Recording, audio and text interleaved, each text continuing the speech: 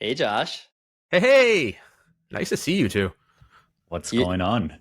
I think you already hold the title of most frequent guest on the podcast, and we're determined for you to continue to be at the top of that leaderboard. Which So, is so funny because I'm determined for you guys to find someone even more exciting than myself. But in the meantime, I'll take it. Not least of which because this is, the most surefire way I have actually seeing the two of you, which is a treat. yeah. Yeah, Well, we yeah. we Go need to ahead, find a Mark. way to do this in person at some point. That would be fun. I feel Okay. like maybe Boston might be the most promising.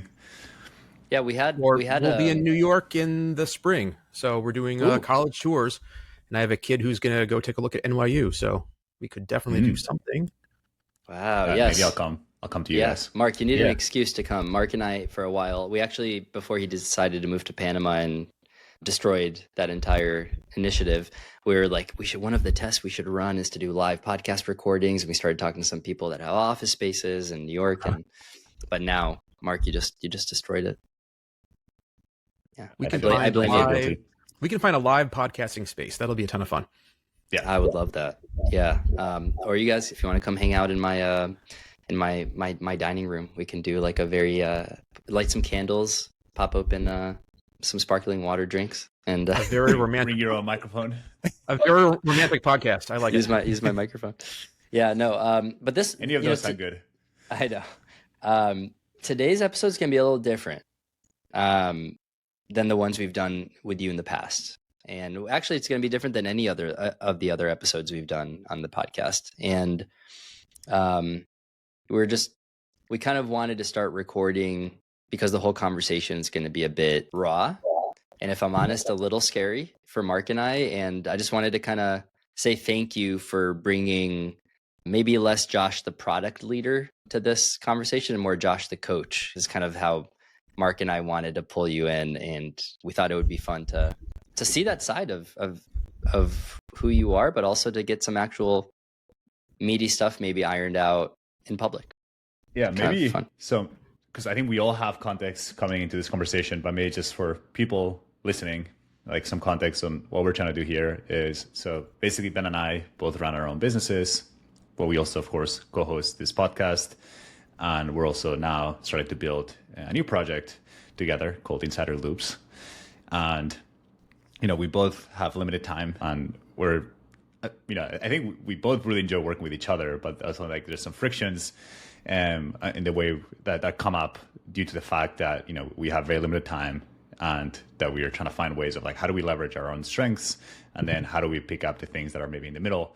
I think the thing that's probably like creating the most amount of anxiety is that we both are very aligned that like our friendship comes first. Like I think we both really value it, and we want to protect that at all costs. So I think when there's like some conflict or some disagreement, we just want to make sure that that we're not affecting that in a negative way.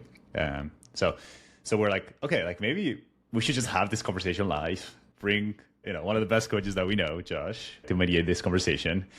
And yeah, I totally agree. I think this feels scary and intimidating because I think I don't know where this is going to go. But I'm also a little bit excited. I think I've learned over the last 3 years of doing my own thing that usually like when you run into things that are scary and exciting, good things happen. So let's hope that's the case here. Awesome. I think it might be a little helpful I have some questions to kick things off. What I'd love to do is get a little bit of context for folks who maybe don't know the Marc and Ben story. And in many ways, I don't really necessarily know the Marc and Ben story, to like hear the story of how the two of you came together as friends, how you started working together, maybe a little bit about this thing you're trying to build. And then I want to touch on this thing that both of you said, that this feels scary. And I just would love to hear what parts about this feel scary. Yeah. Ben, do you want to take a stab at Yeah, it? I met Mark on Tinder. No, I'm just no. So Mark, through Supra is the short answer, is how we met. So shout out to Clint. Clint is a homie of mine from back in the Life 360 days, and Clint's was an early member of the Supra community, and told me about Supra a few times leading up to Mark at one point, I think, reaching out. So I think recruit me as a member to be part of the platform. And by the way, I feel like I have to share this story. So I don't know if you remember like the first couple of emails that we exchanged, Ben. I don't. But basically, Ben is like, so we talk, we have a great conversation. He's like, I'm down to sign up. And then like I send him all the information to sign up, like Stripe link, the sign up form.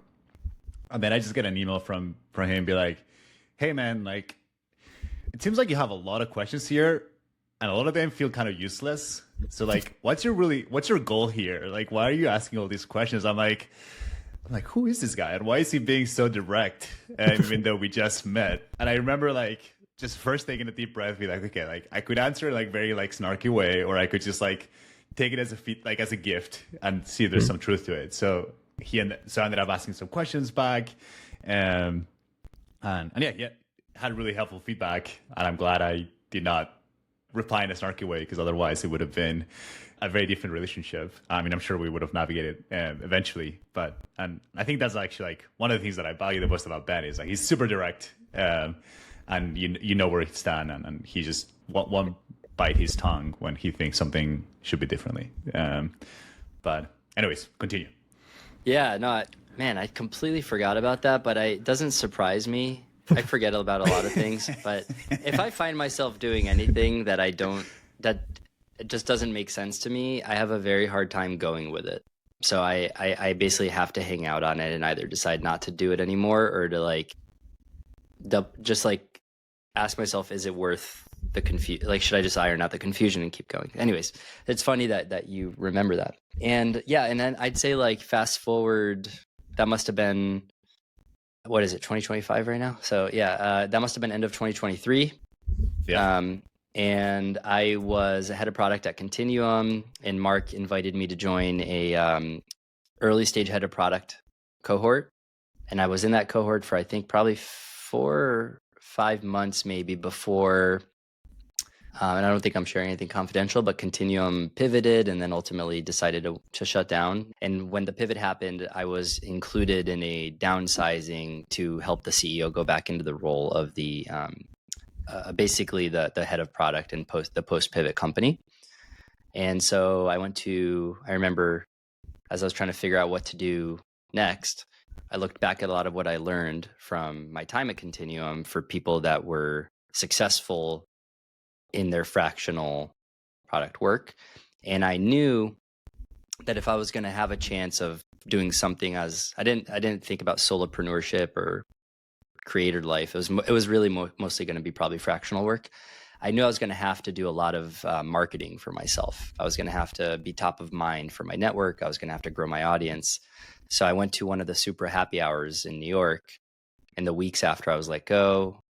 And I think Marc and I, we ended up having, Marc, I'm curious to get your recollection of when we decided to start doing the podcast, but I think it was us sitting down at Torch and Crown, and I think I pitched you on the idea of doing a podcast, or saying, hey, there's so much interesting stuff happening in Supra. This would make for a really good podcast. And I now need to do a lot more marketing and content. So like, is there a there? This is kind of what I remember.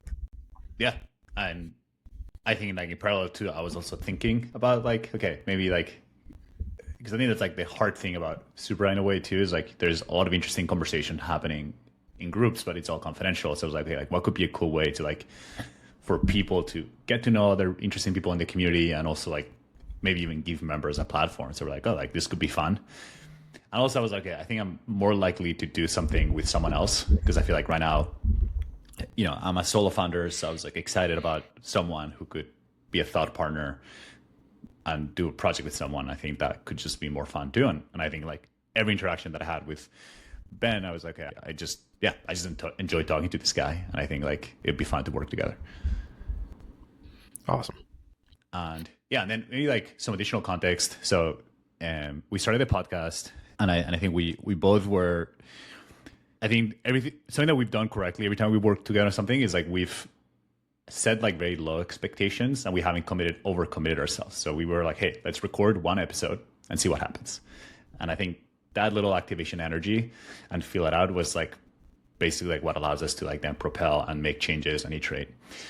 And I think the podcast has been a like easy journey for us working together. Like I think like it's been like I feel like probably there's been more friction with Insider Loops in like 2 months than maybe like almost 2 years with the podcast. And I think part of it is because I think with the podcast, we've basically been able to delegate everything that we don't enjoy doing or that we're not great at to someone else. And then we just get to spend all our time doing the things that we love, which is having these conversations and deciding who do we want to talk to. Exactly. Sourcing guests, figuring out what we're going to talk about, doing the recordings, final sanity check before we go live. But yeah, we get a tremendous amount of help from Tareem, who's on Mark's staff at Supra, with a lot of with the playbook that we created over the first. I want to say, Mark, how many episodes did we do just us? Maybe like 20. First 20. Yeah, like first 20. Like we did all the editing, all the show notes, scheduling. Yeah, I mean. It All was the artwork for every episode. Artwork. Yeah, all of it. So that was pretty. And then I think maybe to finish kind of like the full story of kind of now, we've already shared some of it in the podcast, but just for the people that maybe are tuning into this episode, both Ben and I have independently been pinged by people, be like, hey, like I'm interviewing for this company. I'm curious if you know anyone here. Can you connect us? Or do you have any insights on what these people value here? And we kind of discussed it. We're like, yeah, I think there's an opportunity here for us, right? I think like it's just very inefficient for us to connect everyone, not just for the candidates, but also for the people that work with those companies. Like it just like they're not getting that much leverage. They're doing one-on-one. But also we're like, okay, like I think the people that knows us are lucky because we can give that access to them. But what about all the people that don't have access? Like that also feels a little bit unfair. So we're like, okay, there might be something here. And I think we're both well positioned to solve this for people and to add value to the product community. And that's how Insider Loops was born. The one thing I'll add, because I think we're getting real here too, is we haven't monetized the podcast yet. And the main thing that's kept the podcast sustainable is truly our level of enjoyment out of it and how fun it's been, mixed with seeing it's a complete byproduct. It's not the goal, but the numbers growing, the audience growing, and people telling us like I really enjoyed that episode. Like there's like a nice dopamine hit we obviously get when people tell us it was a valuable conversation to listen to. But you know, the part that Mark didn't mention, which does feel kind of maybe important, is me turning up the heat a little bit on the monetization of our partnership. So me kind of wanting to try to graduate from friends who do a podcast together with no path to making money together to let's also align our pockets with each other so that we could grow our bottom line together too. Because we obviously work well together. We're really good at collaboration with each other. We bring a lot of unique strengths to the table. I've had false starts personally with other collaborators over the last couple of years on different initiatives, and they didn't stick. And the podcast with Mark is by far the most successful partnership I've done with anyone. So I told him whether it's the podcast or something else, like I would love to try to start making some money together too. And so the podcast didn't have, the goal was never to have direct monetization, was like indirect brand building, demand gen for Supra, Ben for your fractional work. Was that ever an explicit part of the goal, or was it always just? Yeah, I mean, I can share my point of view, and I'm curious to get your point of view. I'm curious about your points of view, and I'm also curious about what the two of you have talked about. Like, have you ever said your points of view to each other? Yeah. So I think I honestly didn't have any expectations other than this is a good way for to get the Supra brand out there, and to also get energy. So for me, best case scenario was like it helps with the brand. Mm-hmm. It also helps give some Supra members platform to show their awesomeness, and hopefully that keeps getting better. But I was like, I remember like before starting looking at the statistics of like podcasts and just knowing how like it's just how like, you know, only like the top 0.002%, right? Like actually like are monetizing like substantially. So I was like, and how long it takes, right? Like, so I didn't want to put that pressure because I knew like I would just be setting up myself for disappointment. And I knew it was more of like, staying alive and doing this for long enough to see it compound. So that was kind of like my expectations going forward. And then I think over time we started being like, as our audience started to grow, we started to discuss, hey, like, does it make sense to monetize? And I think the challenge is that we're in this like awkward, like in between where like our audience has grown quite a bit, but it's not big enough to get like very juicy contracts. So then like to then kind of justify like, oh, like the experience of having ads in the beginning and an end. And like, is that worth like the squeeze, right? Like if we make like, I don't know, like $1,000 each a month, is that worth like the, you know, like the inferior experience for our members? And then also like the other question that we debated, and actually that's probably another reason that motivated us to start Insider Loops and push harder, is like, could we make more money if we just created our own products and then use the distribution to push our products? That's like another thing that we were talking about. So that's my point of view. Ben, you're nodding. Yeah, no, I mean, I think that's spot on. I mean, my bar was so low starting the podcast that forget about the percentage of podcasts that make any money, to Marc's point, but like the percentage of podcasts that even make it past, you know, like 20 episodes or whatever is abysmal. Starting a podcast is the easiest thing in the world, but running podcasts consistently, I don't want to say it's been easy, but it takes a commitment. And I think a lot of people just don't. I'm not going to try to speculate on all the reasons, but like for what the bottom line is, most podcasts do not make it past, I forget what the number is, but I think it's like 20 episodes or something.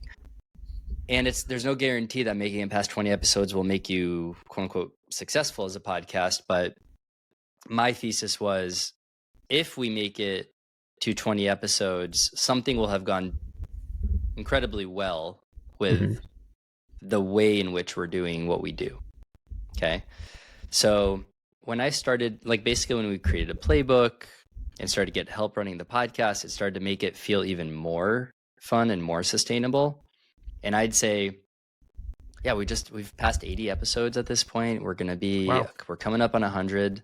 The audience has grown. Marc and I talked about not wanting to share like specific numbers on the conversation today, but it's, you know, like thousands of people is where we're at. It's not like double digit thousands yet per episode, but you know, that's kind of where we're heading. It seems inevitable as if we just keep focusing on what we do well. I don't think that's like a 2 years from now thing. I think that's like a next year thing. And so I agree with everything that's been said. A couple more things I would react to. I personally don't believe we have to create a subpar experience for our audience by doing ads or by doing sponsorships. So in my mind, we would never do ads or sponsorships if it made the experience worse. Okay. And so in my mind, that's always been the story I tell myself. Now we're executing on that. I'm not saying it's going to be straightforward, but it feels like a constraint that I want us to use. And the other thing too that out there is like, I think that's the other point too, is like, I think something that we both agree on is like, we wouldn't want to bring a sponsor that we both don't believe that they're a good product. So like, I think that's like another thing that's important to us is like, we don't want to, I think the reason why we work well together is like, we have very complementary skill sets, but also I think we're pretty aligned in some pretty fundamental values. I think protecting our reputation above everything else, that is very important to us. So I think like, that's why it doesn't really feel genuine to not bring someone who either we use their product heavily or that we've used it, we liked, and we think we're impressed with what they're doing. It's almost like the reputation of the product has to be just as good as like the bar we hold ourselves from our reputation's perspective. Is kind of how it feels. Like we don't want to sell out. Okay, we don't want anyone to look at, hey, like this ad is running. Marc and Ben are obviously prioritizing money over like the quality here. Okay, so that's felt like a guardrail, like a constraint. Then the second thing I'll add is, the second thing I wanted to call out is, even though we don't have the numbers that some bigger podcasts have right now, I'm convinced that the quality might not be the term, but like the seniority of our audience makes it such that is a very premium audience to get in front of. And I think that people looking for mass market distribution to like the average American are probably not the people that want to reach our audience, but someone who sells to senior product leaders, founders, senior product managers. We do hear that there's like senior marketers and designers and engineers who follow the podcast too. So just like that senior talent in this like product management sphere, like it feels to me like that's a valuable audience to get in front of, especially if it's done in a way that is like pre-vetted by us to some degree. I'm going to step outside of my role for a moment as coach and into my role as fan. From the outside, in all the conversations I have, you do not have the audience numbers that some of the really big product management, product leadership podcasts might, but you are really, really well penetrated in your ICP. When I talk to people who are early in their career, people who are, maybe searching for jobs, their first job, or maybe they just had their first layoff, mostly they haven't heard of the Supra podcast. And if they have, it's, because of things like the Supra job board. When I'm talking to people who are mid to late career, people who are, looking at director and VP level jobs, who are moving up to maybe group PM at a big internet scale company, all those, right? The kinds of folks who are the ICP for Supra, and frankly, the ICP Ben for hiring you, they listen to Supra and it's their favorite product podcast. So I think the two of you deserve a huge amount of kudos. Wow. Yeah. I don't know how to react to that. I think you should be psyched. That's pretty awesome. You did the thing the two of you set out to do. Good job there. Yeah. Really. And I think the one thing too that's like interesting, the whole thing too, is like we had conversations of like, we're deciding like we're protecting the friendship, but we also are protecting the podcast too, because we both, it's probably one of the favorite, like our favorite like time of the week when we do it. So we're like, no matter what happens in this other bucket of things, like, and to be frank, like, and I feel like, Ben, I don't want to put words in your mouth, but like, assuming like this podcast made no money in the next like 3 years, we would still do it. I don't think we would stop. I would feel like I'm leaving money on the table, but we would still do it. Yeah. Like that's correct. That's true. Yeah. Okay.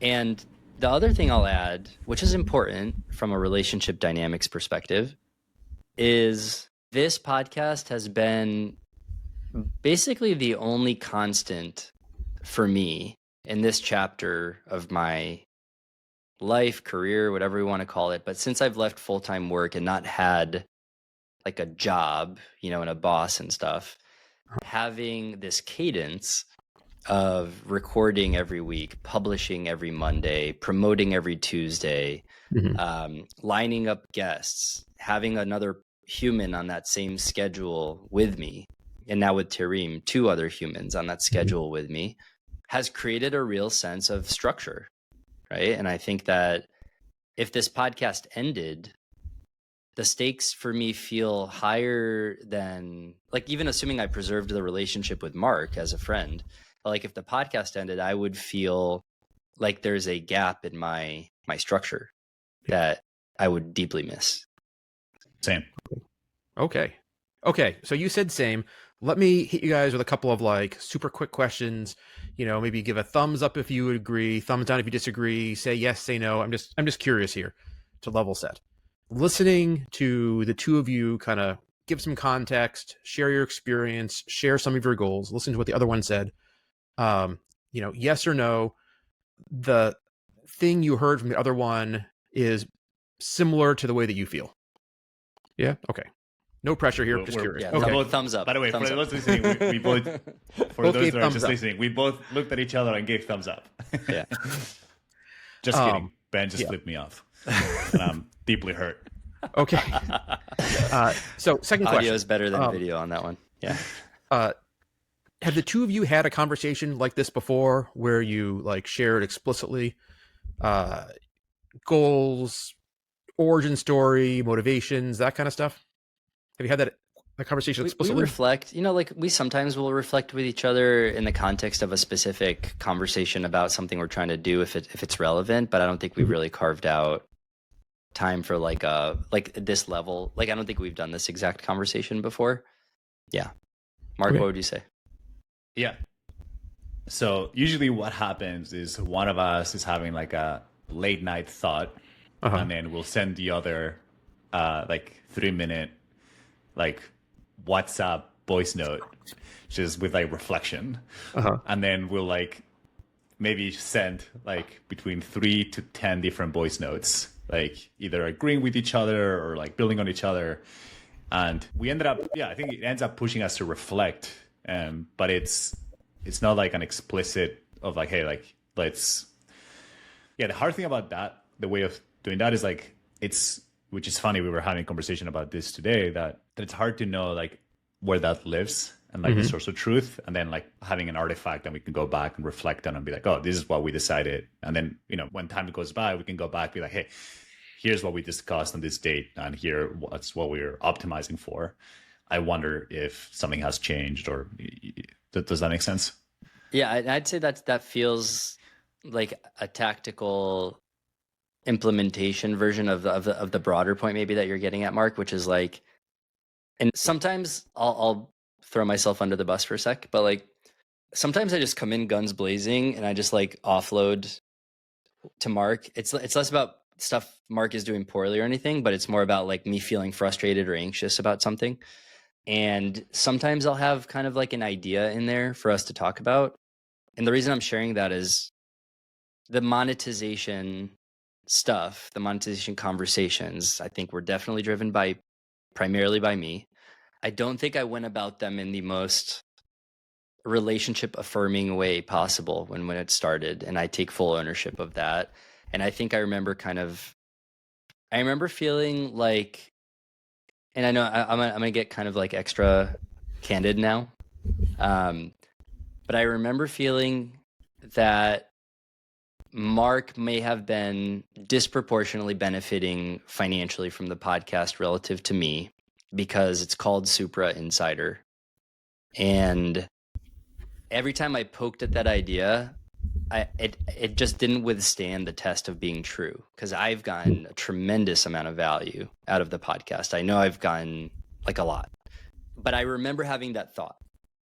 And I remember that thought coming up a couple times as the podcast got bigger, and just asking myself, are we benefiting equally? Are we benefiting proportionately from this, or is one of us benefiting more than the other? And I remember having that thought. And I don't know if I ever told you that, Mark, that's kind of where this all started. But I was trying I think to. you did. Yeah. Okay. Point. Okay. Like I think we like at some point we had a conversation like, hey, here's the elephant of the room. The podcast has the name Supra in it, and I feel like I'm helping you building the marketing and the brand, and it's not clear what I'm getting in exchange, or like, hey, and I think actually that also pushed us to get a little bit more like smarter on attribution, and also like seeing, okay, like what happens if we plug other stuff in the show notes. But yeah, I think that was a conversation that we had. And yeah, I mean, I remember being a little bit uncomfortable, being like, oh shit, like, and yeah, I think that's also actually something that I think I enjoy working with Ben. Like, I think I personally am terrible. I'm a little bit like sheepish when it comes to like monetizing and capturing value, versus I feel like Ben is really good at that. Ben is like unapologetic, and and I think he does that much sooner than I would, which I think is good, because I think otherwise, there's probably a lot of opportunities that I haven't captured because I've been like, ooh, like what if people think that I'm being greedy or whatever. I think I have a little bit more like fear on like kind of extracting value from situations. I think part of it for me is like kind of long term. Like I feel like I feel like the longer I wait, the bigger the opportunity gets to capture, because there's more trust. But I think part of it is also like a story that I tell myself, because I have the fear of like what are people going to think if I start extracting value from them, and he's just like taking advantage of the situation. Yeah. I really appreciate that about you. And I think it's true. And I think I've seen it manifest in a couple examples. I haven't always been wired this way, but I think I feel like the way I've just decided to approach this chapter of life is requiring a bit of extra intentionality and urgency it's not to capture value, but it's, if I want to keep creating the value that I am creating right now, I have to I feel a pressure to do it in a financially sustainable way with a certain floor. And the timing of this conversation also happened, coincided with my decision to, like, I basically wanted to stop doing part-time PM work because I was doing part-time PM work for the first almost like year and a half of this chapter until this last summer. And when I came back from France in September, I felt like it was a big decision point for me to figure out how I'm going to make up the rest of the money that I used to make through part-time PM work. My course is evolving as well. I have my co-pilot, but I basically asked myself, how am I going to, like, I've been successful replacing my full-time income with my fractional and solo income. But if I take the fractional income off the table now, it basically it all has to be solo creator kind of like income, right? And so that's kind of where some of the extra, like this recent urgency came from too, is that timing of me winding down part-time PM work and trying to make up the rest with something else. Yeah, it almost feels like it's two big things, right? It's like the fractional work, but also like you kind of redefining what's going to happen with your teachings, right? And those were probably your two lumpiest forms of income, and you're basically like decided to replace them at the same time, which I'm trying to cannibalize my own income streams, and the course will generate income as a recorded version of the course, which I'll probably keep running on Maven, but the time commitment required to run the course will definitely go down, which will make space for more things, but my income will also go down from the course, I suspect, given the lower price point. And yeah, I think that's right. Yeah, and the context too just is because I think, Ben, you wanted to get to a point where you're not selling your time for money. Instead of, you're kind of like, your income is like can exponentially grow without you necessarily having to spend more time. Correct. And one of my closest friends, shout out Alex Bloom, fantastic designer. I've worked with at multiple companies, also in this kind of fractional solopreneur chapter of his career. One of the things we talk about all the time with each other is we call it breaking out of the time for money paradox. And breaking out of the time for money paradox, the way we define that is figuring out ways to generate income that don't require, they're disconnected from hours of work required to service that income. So my co-pilot is the first thing I have done in my life, I think, that has generated income where I can make a sale and there's like literally no more work needed for me to service that demand for the sale that I just made. And I have become addicted, might be a strong word, but deeply incentivized and interested to explore more ways to do that, to do more of that. And that's one of the reasons the Insider Loops collaboration has taken the direction that it's gone, is because I suspect something about that story appeals to Marc too. Yeah, to me, like seeing Ben do that, and also I think running Supra, like for those not like super familiar with Supra, it's a super highly operational and very operationally complex company. We do a lot of in-person events, speaker series. We have 50 plus cohorts that we run, that we have to coordinate schedules with super busy people, coaches.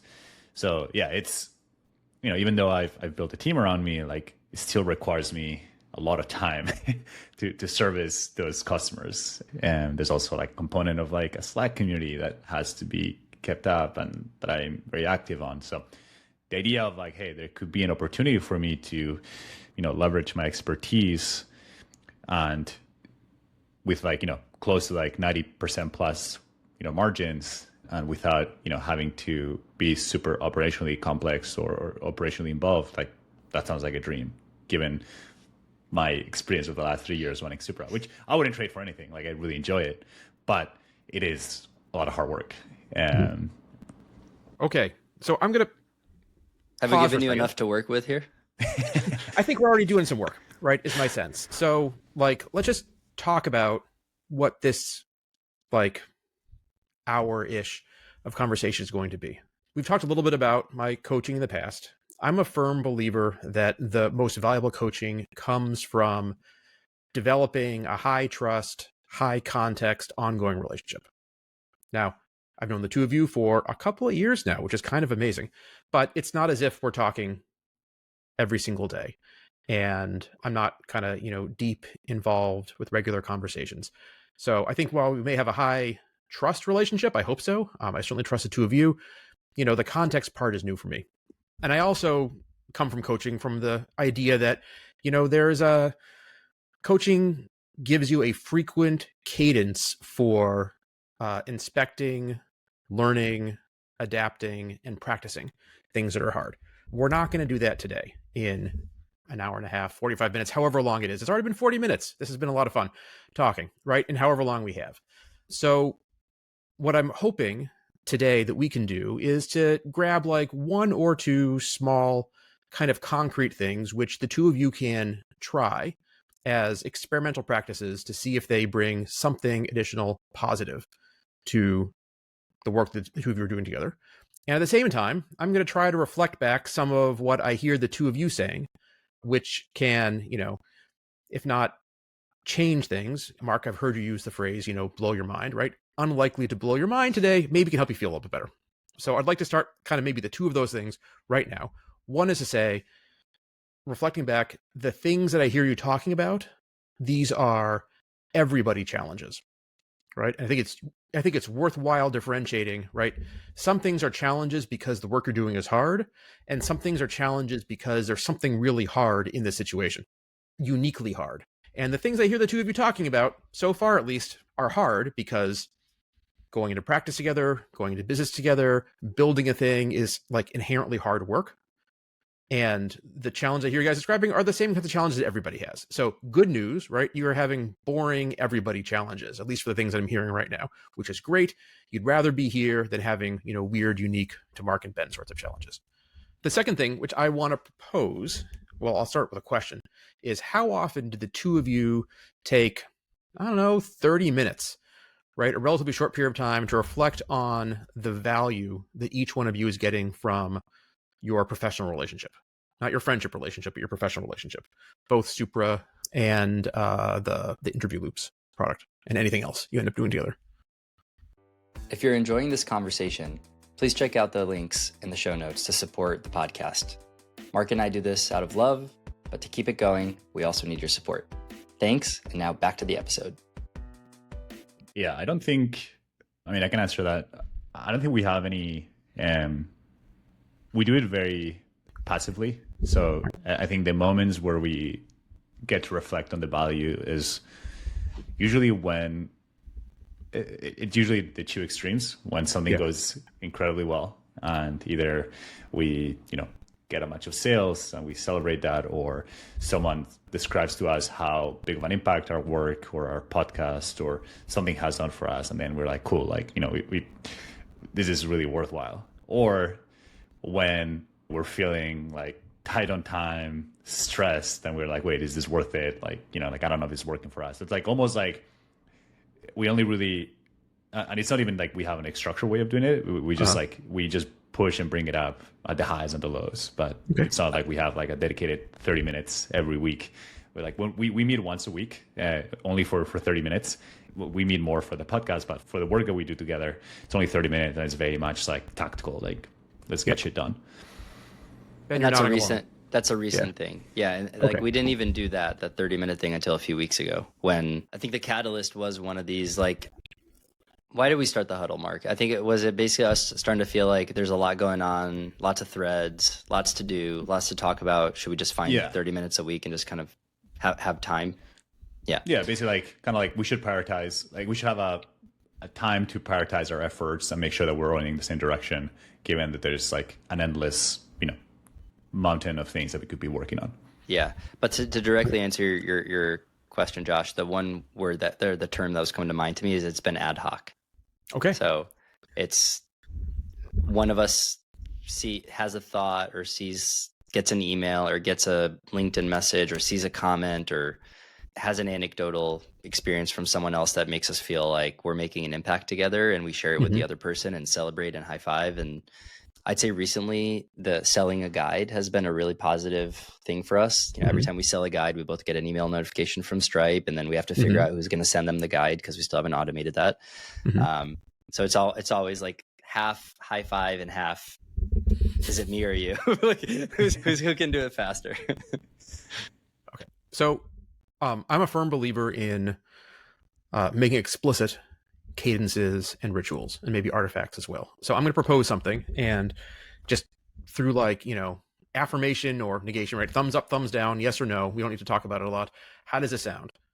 Let's put a regular cadence on your schedules. I don't know if monthly or quarterly makes more sense. Just a half an hour where all you talk about, the only thing on the agenda is the benefits, the value that each of you has seen from this partnership. It could be money. Quarterly it could feels be right to me. Quarterly, awesome. Mark, what do you think? Same. Quarterly, okay. Yeah, I think that idea on a monthly basis doesn't sound appealing. I also think once a year doesn't feel right. So yeah, something like non-zero feels like the correct answer of that. Mhm. Quarterly feels probably like we get so much done in a quarter that I do think that like a quarter is a good amount of time to reflect, probably. Okay. Yeah. And if we were doing this some not additional context maybe for you too, Josh, is that Sure. Like how much time are we actually spending on the things that we're doing together? So because like I think also that helps put into perspective like probably why we both answered quarterly, which I think could be another topic on itself. But yeah, we're both probably like spending in the podcast, depending on if we have 1 or 2 recordings, call it like 3 to 5 hours a week, I would say, like between like post publishing and maybe like thinking about so that's probably, and then for Insider Loop is probably around like 5 hours a week on average. Yeah, they feel similar actually. They've gotten to the point where they're probably pretty similar to each other now on a weekly basis. So it's not a lot of time. So then when I'm like, okay, like if we spend half an hour every month, it sounds like a lot of time for like something that's like already like feels like we don't have a lot of time to do it. So that's why I think we both kind of probably reacted the way that we did. And I think there's like a bigger question whether should we be spending more time? And I think that's like a question that I think like we're both kind of probably have different takes on. I think quarterly sounds great. If we weren't doing this live in front of a studio audience, I would actually have the two of you schedule the next 2 times together and then put a little reminder in your calendar to shoot me an email where you say, here's how it went. I'm looking for like 3 sentences. Here's how it went. Here's how we're going to change what we do, right? We're going to shrink it from 30 minutes to 15 minutes. We're going to move from quarterly to biannually to, monthly. I don't know. We're going to get ourselves tighter in whatever it is, right? But so you'd have us basically do the thing in front of you as a form of a commitment and accountability, like proof that we're doing it. Right. Yeah. Put 2 of these on the calendar because this is an experiment you're running and you got to do it more than once to get any sort of signal. And then the other half of that is to actually put on the calendar the feedback loop for yourselves so you can improve. This has been a waste of time. This has been great. Here's how we're going to change it. That kind of thing. I just created an Asana task for myself to do that. I knew you were going to do that. And I also just want to celebrate. We just made another sale. So high five. Woohoo! Where's your gong? High five. I know, we need a gong. Need a gong. Okay. That's fantastic. Is this the thing? I don't think this is so all this conversation, right? The past 45 minutes, I think the two of you spent some time with each other thinking through like what was the tension or challenge you wanted to talk about today. So now I feel like we've spent 45 minutes getting into like the meat of this. If there is a meat thing you want to make sure that we talk about today. Is there a shared challenge? I mean, I think there's maybe 2 that are top of mind for me. One is like, how do we make this sustainable without hurting our friendship, right? Okay. And kind of like protecting that. That's one. And then the other one is like a question that I worry, or that I not worry, but I'm like, that I'm thinking a lot about is, should we be spending more time on this given how things are going? Okay. And I think that's maybe like where, and I don't want to put some words in your mouth, Ben, but I feel like, Ben, I think I just have Supra and then this, right? And the podcast. So these 3 things. And I think Ben probably has more things on his plate. Like he's doing some, he has the Copilot, he has the course, he has some mock interviews that he does. So he feels, I think that I almost feel like, hey, like maybe that the ROI of my time spent here is not like super high right now based on like the level of sales are. But I do feel that if we invest a little bit more time up front, we could make it way bigger, and then like we'll just get return. Like the expected value is of how big this can get will be bigger if we put a little bit more time up front, because we're maybe like reducing some of the risk and maybe making it better. Whereas I feel like the sense that I get with Ben is like, let's commit to spending this amount of time. And once we have enough signal that this is could be big, then I think let's maybe consider investing more of our time, because then it's like at the risk, and it's going to be an easier conversation with myself to accept, hey, I want to spend more time on this because the ROI is very clear, because this is now a substantial business and every hour that I spend on it, it leads to a bigger dollar amount. Is that, how does that, is that like a fair, like, that's just like something that I was just like, I've been thinking about too. Cause like, I'm like, I wouldn't say it's like, yeah. Sorry, I don't want to interrupt you. Finish your thought. Yeah.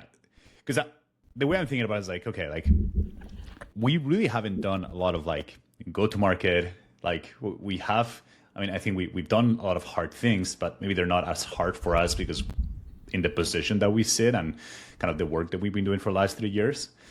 But the fact that things are like the number of sales that we've done, how much the number of sales are growing month over month. I'm like, there's something here. And we really haven't put a lot of what is it like? Our like wood behind the arrow. Wood behind the arrow, basically. Yeah, no, I'm very on this. Here's what I was hearing in the 2 points. The first point is the question that came to mind to me is, why does it feel like the relationship is under threat? Or what about the partnership could potentially threaten the relationship is the interesting question to dive into there, which I don't think we've talked about before. And I think that the premise of protecting the relationship implies a threat.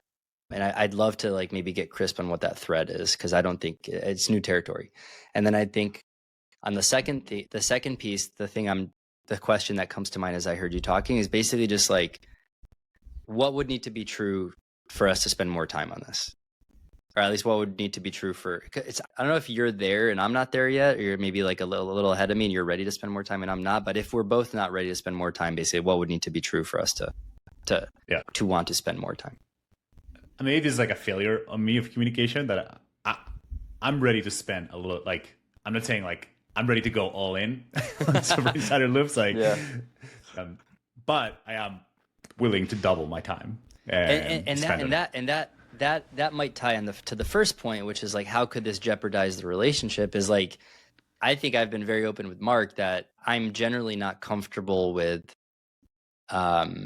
it's supposed to be a 50-50 partnership. I'm not comfortable feeling like I'm not contributing the same amount as he would be. And I would also not be comfortable. This generally has not been the case. It's been more of me feeling insecure that I'm holding my weight. But I would say, if I ever felt like Marc was falling behind and not holding his weight in the partnership, I would also expect him to feel like that's not sustainable either. So I think we're kind of striving for balance of contribution, which is something I never felt we even remotely got out of balance at any point with the podcast. But I think with Insider Loops, there have been the tension that I felt is due to the risk of disproportionate contribution while maintaining 50-50 upside would result in me fearing that Marc would resent me / not want to work with me on this anymore / not be comfortable with the 50-50 split. And therefore there's a constant striving for maintaining a sense of 50-50 contribution, or at least that's what I feel. Yeah. And then there's like the narrative of like, we're going to slowly build resentment. We're going to destroy the podcast. And like our friendship is going to start to like fracture, basically. Okay. So Marc, let me ask you, right? You described, the calls on your time and the calls on Ben's time. Right now, in this moment, not in the future, if you were spending more time on interview loops than Ben is, would you feel resentful? I think it depends for how long. Okay. Right? Like if it's like, hey, like Ben has like a busy month Yeah. And he needs to like get a bunch of his ducks in a row for, moving his course of, into more of like an offline method. Like, I'm totally fine. I think if that becomes the long-term default, then I'm like, wait, then yeah, I probably would be resentful, because then I'd be like, okay, like then I think that should be just basically that should be reflected in kind of the way revenue is shared or profit is shared, whatever, right? Like I think we probably both agree on that. Okay. I go back and forth on it, but I'm curious what Josh's thoughts are. So my question for Ben is, if Marc is at a point when he's starting to think that maybe he might be getting resentful, like, how would you want to hear it? Like, directly. I feel like I'm spending more time on this than you, which doesn't feel balanced, and we should have a conversation on how to we did have this conversation. So we actually literally had this conversation, and it was some flavor of, I remember it being a little emotional, so my memory is cloudy, not because we like got into an argument, but because I remember it feeling like a really high stakes conversation that I was a little nervous for. But I think I remember it. I think the output of that conversation was something like a better division of tasks, like basically figuring out what will I do that I enjoy doing that I'm good at for this? What will you do that you enjoy doing that you're good at for this? That will allow us to take care of the full sum of what needs to happen to put the guides together and start to sell them. And I think that was a very important, there was like that's the closest that Insider Loops has come to dying, I would say, is like that, like the lead up to that conversation. Cause Marc, I don't mind sharing this, but when I was in Europe, I was kind of talking to Marc about, hey, like, I'm not sure I'm excited about this. Like, I'm not sure that this is something that's worth pursuing. I'm having doubts about whether this is worth the time. That was happening over, mostly WhatsApp messages back and forth.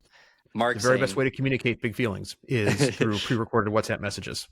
Yeah, I was like, I've never been broken up through text message, but I was like, wow, okay. If I was thinking about it, I'm definitely not going to do it now, because it felt terrible. No, I'm kidding. The cool thing about like working with Ben is that you're very transparent and honest and direct the way you communicate, which I like. I just feel like I never have to guess where you're at, and I feel like I almost appreciate knowing where you're at, even though like maybe it's not where I want you to be, but at least I know where you are, right? And I think the way I replied to that message was like, okay, that's good to know. I'm actually more excited about it, but I was also like, we also were in a very different headspaces too. Like, he was just like vacationing with his family. I was like kind of like intense. Like, I think I was like right after I came from vacations, I was like grinding. So I was like starting with decided, hey, let's talk in person, quote unquote in person when we're back. And then I think that's when we had the conversation. But I think I appreciated that he shared that via text, because then I knew where he was, and then I knew how I could show up to the conversation and like how to address maybe some of the fears or concerns that he had. So you've now done this thing once between the two of you, right? Had a potentially big feelings related issue. It felt so big that Ben. Sorry, Josh. Yeah. I want to go back because I'm realizing there was a second part that I wanted to add to your question before we keep going. Okay. We talked about the time allocation as being an imbalance of time investment on an ongoing basis, feeling unsustainable to both of us while maintaining a 50-50 partnership. Okay. And then what I said is I go back and forth on this, and I just wanted to like share. Okay. So, I know for a fact that there are partnerships in the real world that are probably 50-50 partnerships. I haven't looked at their exact operating agreements or whatever, but I suspect there's things I perceive to be at least 50-50 partnerships where the value that is being brought to the table that leads to a balance may not be in the form of hours invested. Okay. At least that's a hypothesis that I have, is that there are ways to structure healthy 50-50 partnerships that do not require both people to put in the exact number of hours as each other on an average basis throughout the year. Yeah. I mean, I think like the but I classic don't know what that one- means. Yeah, But I think the classic one that comes to mind that I know exists is like, for example, when a celebrity or someone that has like insane distribution partners with like a builder or like entrepreneur, and because basically they're getting like all distribution to this person. Like I think that's usually when the ones that I've seen, or like there's like someone who has like very unique relationships. I'm like, okay, like you're that, but usually it has to do something where like, hey, some person is unlocking some sort of like growth channel for their company that's justifying that 50%. I think that's right. And neither of us is Beyonce, right? So it's not like one of yet. us. Yeah, not Man, I think you're the more likely one to become Beyonce. But your audience growth has outpaced mine, and your audience is bigger. So I would say, and for the podcast, just so people know, like we do get a disproportionate amount of our podcast subscribers as a result of Marc's Supra Insights newsletter that he publishes on Substack that drives us a lot of traffic. So it's not clear at all to me that one of us is like the celebrity. I think we both have very similar following sizes and brands and stature from my perspective. Obviously, when in the interview coaching world specifically, I'd say I am more of a brand. I have a more of a focused brand in that space. But when it comes to like the product leadership community and just being tapped into like the openings and what people are hiring for on the employer side, I think Marc is definitely feels like he has a stronger brand on that side. So all that's to say is I don't think there's like time invested feels like the most like the safest anchor for figuring out what equal contribution looks like, I think at this point, which is why I think we've been anchoring to it. I'd like to provide a little bit of a different perspective, right, from the outside. Either of you take econ classes in college? I mean, I'm a finance major, so technically I've taken some econ. I took some freshman year. Do I remember most of it? Probably not. But so, I mean, if it's very rudimentary, you have some memory of like marginal utility. Yes, for sure. Right. A pound of butter is marginally valuable in different ways to different people. Right. So you each have different things going on. And just one thing to reflect on is that, the marginal cost of an hour of time is going to be different between the two of you. You're in different time zones. Ben, you have different work going on. Marc, you have different work going on, right? Marc, you're involved in running and leading this incredibly operationally intensive, time intensive thing. Supra, Ben, you got a kid at home, right? The value of an hour between 4 p.m. and 7 p.m. is really different, right? And the value of an hour between 7 p.m. and 9 p.m. for the two of you, right? Marc, your pickleball game is, no, not pickleball. Paddle, right? Your paddle game is really, important, Ben, right? Each one of you has different lives. Trying to account for every hour being exactly the same, right, is a impossible exercise. Like trying to keep the hours equal, because not every hour is worth the same amount of money, worth the same value to the two of you. It's going to vary throughout the day. It's going to vary throughout the week, throughout the month, right? Even for different times of the year, which because when one of you is on vacation, you don't really want to be doing insider loops sorts of things, and nor would you expect it to. It's also impossible to do the math of trying to make sure things balance out. So I'm going to suggest a couple things, right? I'm going to suggest that you take it on faith that you're both interested in having some amount of balance over time. I think it is worthwhile for you to do the exercise of focusing on upside in the absence of cost, right? This isn't an ROI-based exercise in the micro. This is a faith-based opportunity you're going into, right? You have, right, some idea that the thing you're building is valuable, and you're willing to invest some amount of your lives in testing this hypothesis. And just knowing the two of you, you're going to be checking in on a regular basis. Do we still believe the thing? Do we still have a belief, right, from everything we've done, everything we've seen, that there's value in what we're creating? And it's a good way to use our time. I trust you on that thing. And I'm also hearing that you're building good guardrails in your relationship, both professional and personal. That when there is this question coming up of, is this fair? It's a scary conversation to have, but you actually had the conversation and you were worried about it. Ben, you were so worried about it that you're thinking like, is this going to put the venture at risk? But two of you talked about it successfully and you moved past it. And there are going to be more of those things in the future. But talking about these things is a skill, right? It's a joint skill. It's a team skill between the two of you. And it will get easier as you practice it more.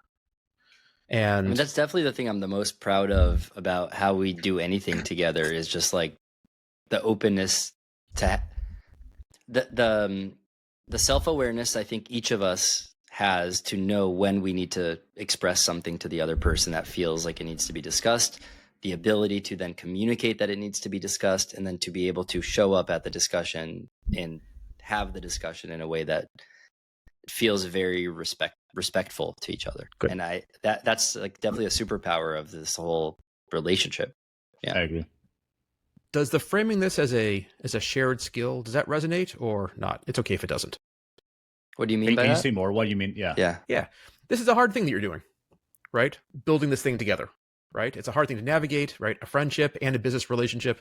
It's hard because you're not co-located, because you can't talk every single day, because when you do communicate, it's, through async stuff. Like, this thing you're doing is really, really hard, right? There is no product like Insider Loops you've ever built before that's been built before either. Like, this whole thing is really challenging. Actually, but that's the thing. That's where I would push back. Like, Yeah. it hasn't feel hard. Yeah. It actually like, and I think that's part of what I like. This whole thing is confusing. Is like, it gotten where we've gotten it right now. It's Without I wouldn't say it's like feeling like hard. That's it's fine. been smooth sailing, but I'm like, Yeah. wait, like, what would it look like if we actually made it hard, right? And I think that's maybe then the fear of Playing insider loops on hard mode is something that we don't know what it would be like at all. Okay. And there is a version of insider loops that we choose to play on hard mode, like an advanced mode, that requires more time. And I think one of the questions we probably both ask ourselves is like, is it worth turning this bitch up, right? That's kind of the question, which is what I was saying earlier, which is, like, what needs to be true to increase the time commitment? Because while Josh, I agree with you, like we shouldn't be counting nickel and diming the hours we spend because we have different lives. There is still a total number of hours each of us has to dedicate each week to productive work. And the percentage of that pie is maybe the more interesting metric to track versus the sheer count of hours. Because if Marc is spending 25% of his productive hours and I'm spending 25% of my productive hours on it, that probably still feels balanced. So again, big fan of cadences. Both of you are product leaders. It's one of the shared languages you have. I'm sure this is something you talk about a lot.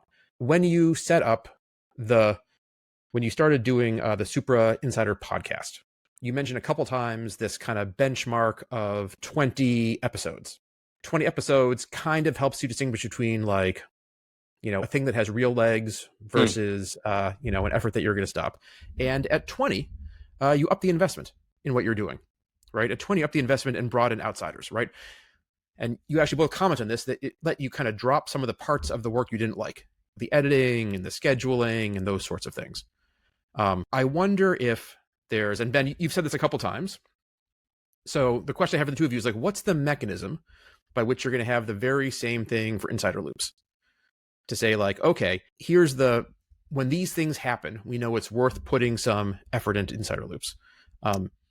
You may not be agreed, right? And one, you may be there already, and one you might not be, and you may not have the same picture inside your head, but I feel like that's the next explicit conversation to have, and not to have as a one-time thing, but a couple times, right? Talk about it, go back, think for a little bit, retalk. I mean, I almost want to maybe go to like a different direction too, but sure. I mean, I do feel that if we 2x the last month that we had last year, like to me, that's like enough signal that is like something like very real here. And like and I'm not going to share exact numbers, but we're like, already made thousands of dollars with insider loops. And I think we can get to a point where it can be a really good passive like business for us. I think actually the challenge I think that we both have, that I think it's like not like a weak, like a weakness or a blind spot, whatever you call it, is like, I don't know if we both know like what like going big on something means. Like I think we both are very good at like incremental and like for example, like even the podcast, like I was thinking like we haven't really done anything to go big on it. Like we spend a lot of time in it, but we haven't done anything crazy to grow it. And I think again, I don't want to sound like cocky or anything like that, but I'm like, I think we don't have as much listeners as we should based on, I think, the quality of the podcast. I mean, I think part of it, it's our fault. Like, I don't think we've done anything to go bigger or to invest more in it. And also probably we haven't seen, I think the hard thing with the podcast is that the ROI is not clear because we haven't monetized it. But with Insider Loops, it feels a bit different because like I think we can, there's already an economic outcome after each transaction that we can kind of like use as a almost forecasting or calculation. But I think that's just like an observation that I wanted to throw at you, Ben, to see if you agree and disagree. Like, I don't think we're both kind of like crazy, like throw the house, put like invest and take big crazy bold bets. I think we're very measured. I mean, for me, like the next stage of investment in Insider Loops is not going all in on it. It's just it's same. It's incrementing the percentage of my total hours for productive work per week that I dedicate to it. And I think right now it's probably something in the 20%, maybe 20-25% bucket is what it feels like for me. So going to like the 30 to 40 to 50% kind of bucket is probably the next major milestone of investment to like put more chips on the table. And my bar for that, Mark, is funny. You said 2x. Before you said that, I thought 3x. So, you know, same order of magnitude. Yeah. Doesn't feel like, it's not like I'm saying 10x and you're saying 2x, I think. But for me, like, you know, we basically tripled from month 1 to month 2. I think if we can triple again from month 2 to month 3, which again, we've made 2 sales today, so I think it's possible. Then yeah, like I think it seems like a series of doubles from there gets this to be a pretty solid business. And then it's no question that we can get help with some parts of this that we maybe enjoy less. And we haven't charted a path for what we would do with all that. Like basically if each of us spent 50% of our time on Insider Loops and 50% of our time on our own other stuff, I don't think we know exactly how we would use all that time yet, but I think we need to earn the right to solve that problem. Yeah. Could we frame this, again, put our product hats back on, we're all product people. Is there a framing the two of you could have that is like a hypothesis, an experiment, and an amount that you're willing to invest in that, right? Both time on the calendar and time of your own hours. And by this, I mean something like, let's spend 2 months putting X percentage in, and here's what our goal is. And then at the end of that period, we'll assess and see, do we reach our goal? Do we not reach our goal? Do we feel good about the time invested? Is there a way to lower the stakes by not saying it's going to be 50% for the entire rest of our lives, right? Lower the stakes and get more clear around like the objective of the experiment and what you hope to learn from it?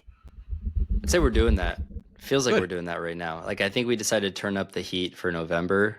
I'm assuming unless we have a reason to adjust, that we'll continue to do that for December. And then I generally look at the new year as a natural kind of like time to reflect a little. And Okay. so yeah, what do you think, Mark? Yeah, I think we've done that. I think there's probably an opportunity to be more explicit, to be like, hey, by this date, here's this number needs to be true. And if that's not true, then I think we can have a good conversation of why that didn't happen. And then if any of the assumptions that we had for why we thought we're going to hit that number have changed. Explicit's always good.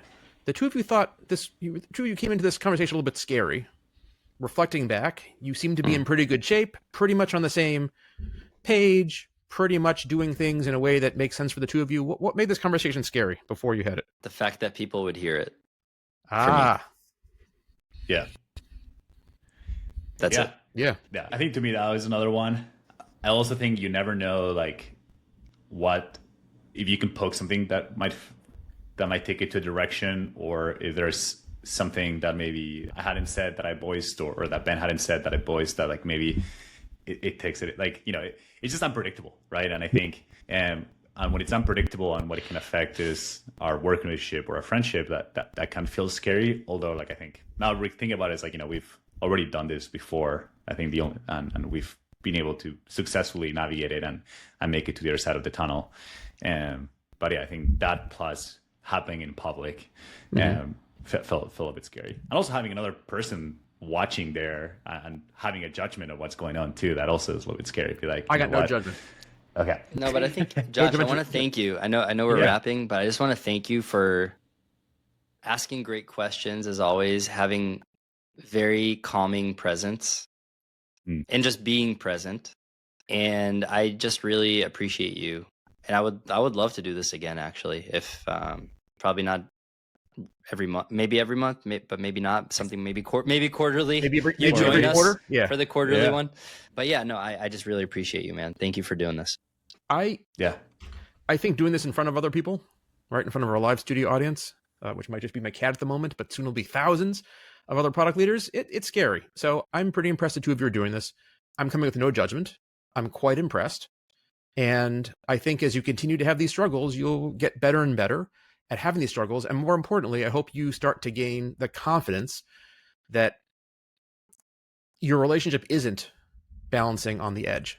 It would have to be something out of character for either of you to do to really put the relationship at risk. You both seem very committed to the relationship, and being committed to the relationship is honestly your best defense against accidentally ruining it with a casual comment. It's too bad you can't end hard conversations with a hug. It's one of the nicest ways to do it, or a handshake, or a high five, or something else. But I hope the two of you will be sending each other WhatsApp recordings this evening saying, "Hey, Marc, hey, Ben, I just want you to know I've never heard you say anything out loud that, that one statement would put our relationship at risk," or something like that. If that's the way you feel. And if not, you'll say that other thing instead. And I feel like that's something that I'm just grateful in general for Ben. I feel appreciated by him, and hopefully he feels appreciated by me too. And I think like we try to bring that on a weekly basis, like just let each other know. And I think that also to me is deeply fulfilling too. I feel very valued by him, and I think that's special. And yeah, the last thing I'll say too, like Josh, I think you probably are an inspiration for both me and Ben. Like when we had that podcast recording with you and Ben, which is like your best childhood friend, you've built a really hard company. You went through an acquisition, and you still have like an untouched friendship. Like that, those are goals. And I feel like if we can get like, I don't know, like to 70% there, like I'll be very happy. Nice. Yeah. Awesome. And I'll be very happy. I have to drop, so I'll go, but I want to make sure before you finish recording, just make sure you plug where people could find you if they want to maybe get your help, also Josh, because I know you do some of this on the side, but I'm going to drop. Thank you guys both so much, and we'll talk soon. Keep going without me. Okay. Two final questions for you, Josh. Sure. One, where can people find you? And then two, how can people be helpful to you? Yeah. My parents blessed me with unbelievable SEO in my name. You can just search for Joshua Herzig-Marx on your favorite web search or AI tool, and you'll pull up one of my websites, all of which have ways to schedule time with me or to get in touch. Joshua.herzig-marx is my professional site, and any variation of my name plugged in will probably get you there if you search for it. In terms of how I can help, pardon? And you'll link to it. We'll also add it to the show notes too, so people can find it easily. In terms of how you can help, if there's anybody out there who is in a professional relationship that feels high stakes because it's really important to them and they want to talk it through with somebody, I'm available. If you want to do it with your friend, with your co-founder, with your colleague, we can do it like that. If you just want to talk it through in advance and maybe practice a little bit, that's fine too. And even if you have regular, old, boring challenges as a founder, as a solo product manager at a startup, as a first-time head of product, you want to talk those through, reach out to me. And if I'm not the right person for you, I'd love to get you in touch with somebody who can give you the support and help that you need. Amazing. And usually, is there, from my understanding, it's like seed to like pre-IPO. That's like your sweet spot. Yeah, I'm a startup guy. If you're working at some big multinational tech-enabled retailer, I'm probably the right person for you. But if you don't know where to start, you can still reach out, and I'll help you. I can help hook you up. I have a whole network of folks I make referrals out to. My calendar is open. It's easy to schedule time with me, and nothing would make me happier than meeting you, whoever you are out there in the audience, and talking with you and trying to get you the support, which I think everybody deserves. Amazing. And a little party trick: if you're part of a Slack community in the product space, the chances that Josh is part of it is very high. So you can also try to look him up in that directory and ping him there. That's and right. That's right. You can I wouldn't be cold message surprised. me any place. I am in there. Amazing. I really appreciate you, Josh. So glad that the universe brought us together. The universe, it was your cold outreach is what brought us together. No, Marc and Ben, it was a pleasure chatting with the two of you. I continue to be impressed with what you are both building today, both the podcast and the community, of which Ben contributes a very large amount, and Marc is nodding, and also to this new venture, which I have been pointing people towards, and they're getting a lot of value from, which is great. Amazing. Thanks so much. Okay. This is a wrap. Take care. Bye-bye.